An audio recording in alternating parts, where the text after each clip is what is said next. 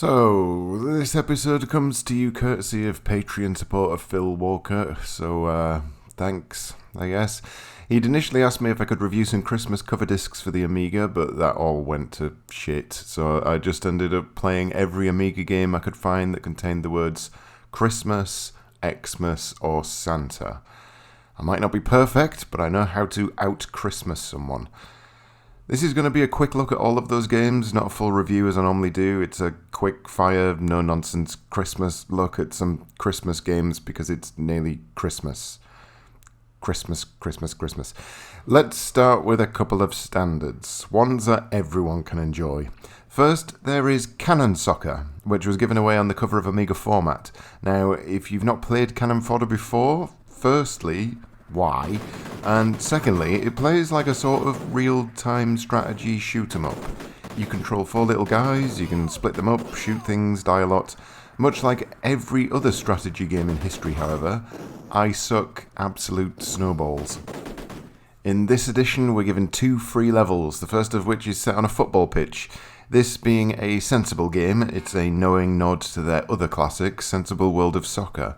And here we're just kind of massacring football players. I'm not gonna lie, it's a bit weird.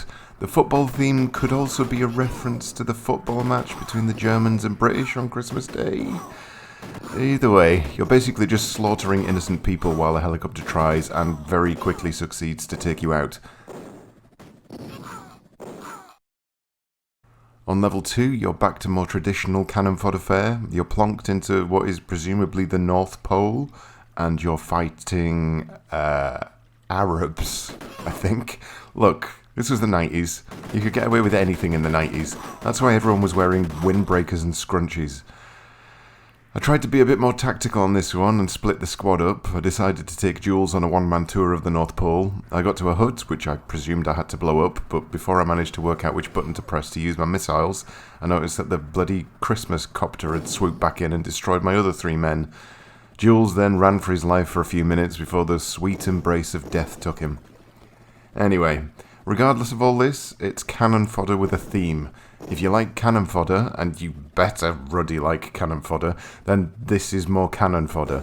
It's probably not the best idea to play this before playing the actual game, or, for instance, if you haven't played the original 2 games in well over 15 years, but still. Next up we have Christmas Lemmings. Again, you should know full well what to expect here. Take a dash of Lemmings and then, well, that's pretty much it.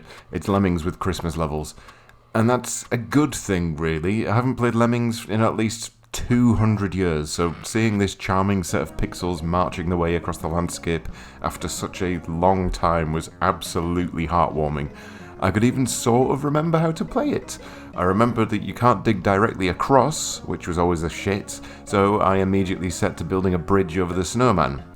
Slow and cautious, I kept saying to myself. Don't rush ahead, plan everything out, try and save every lemming. And then, right at the end, I remembered there's a friggin' timer, and I watched in dismay as my army of lemmings were about a foot away from the exit when the timer ran out. You stupid, infuriating bastards. Anyway, as with Canon Soccer, this is Lemmings. Who doesn't like Lemmings? You'd have to be a sick individual to not be absolutely smitten with these beautiful little idiots. They really didn't skimp on the Christmas edition either. There may be no real change to the gameplay, but the excellent music, the levels, the pretty little Christmas sprites, it's all just very, very precious and puts me right in the mood for Christmas. I'll tell you what doesn't put me in the mood for Christmas, though. Christmas Breakdown. At least, that's what the disc is called, but the game itself is all in Polish? I think it's Polish. Hold on, I'm going to use Google Translate. Yeah, it's Polish. And this title screen literally translates to Christmas Breakdown, so at least I know I wasn't lied to.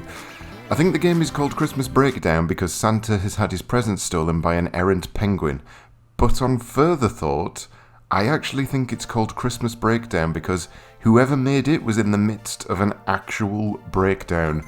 This game is absolutely balmy. Firstly, I have no idea what half of this menu means. I didn't even want to touch it. I just went with start and hope for the best. There was no best. There was only this. So, where to begin? First off, check out how Santa walks up ladders. No hands, just full swagger. No wonder his buns are so pert. And then there's this sound effect whenever Santa jumps. It's like he's channeling Michael Jackson every time he leaps into the air. I mean, now that I think about it, I guess they do have quite a lot in common. Anyway, what else is there to say? Oh yes, bins. Why is Santa fighting bins? What is he throwing at them? What is actually going on? Well, it's hard to say, and it only gets even more confusing when Santa picks up this special present that the bin drops. Now, that face right there, that is the face of someone that either has no idea what is going on, or is as high as a kite. I think we might be getting somewhere. It's definitely one of those two. The special present has thrown us into a matching card game. After finding a certain amount of pairs, the game just gets weirder. What the hell is going on? Back into the main game, we snap up all the presents, fight some bins, and move on to the status screen, which leads me to believe that this game was made for multiplayer. Here we have Santa, a snowman, and some kind of bodacious bear. What sort of self-respecting child would invite two mates round to play this? Other enemies we meet on our journey include this potted plant and a purple toilet. Regardless of what the enemy is though, they all do the same thing, and the game is incredibly easy, floaty, and largely devoid of any fun. Once I got to the second set of levels, this time in a jungle, and I was still fighting bins, yeah, I'd had enough. Next, we move on to Santa's Xmas capers, and this one is at least competent, if not particularly great. Santa's Xmas capers can be summed up in a very short amount of time. Christmas-themed platformer. If you played any budget platform games from this era, you'll no doubt know exactly what to expect. Low-effort level design, blind jumps, music that loops so quickly you'll be begging for mercy. This is entirely average, generic fare. If this game was a person, its favourite drink would be water, and its favourite colour would be grey. Something in a similar vein, but actually interesting, Fire and Ice Christmas Edition. Now, I've never played the original, strangely enough, but I can tell a good 90s era platformer when I see it, and this is one I will be exploring further. Firstly though, as a complete beginner, Jesus Christ is this hard. This is a slippery little platformer with an abundance of pickups and a real penchant for throwing death every which way if you're not consistently careful. And I like it. I'm not good at it, but the level design is interesting, the animation is spot on, the sprite work is great, and it also features the most 90s acid trip Christmas music I've heard in my life.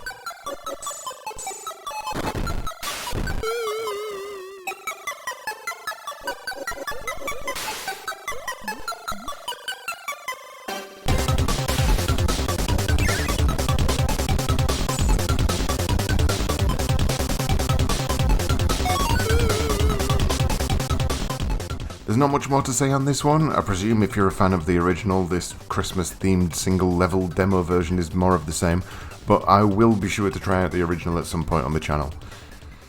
So, lastly, we have Santa and Rudolph Do Christmas. I mean, you'd expect them to, really. That's pretty much their only job. Firstly, though, while we're on the subject of music, what could be more Christmassy than Mr. Sandman?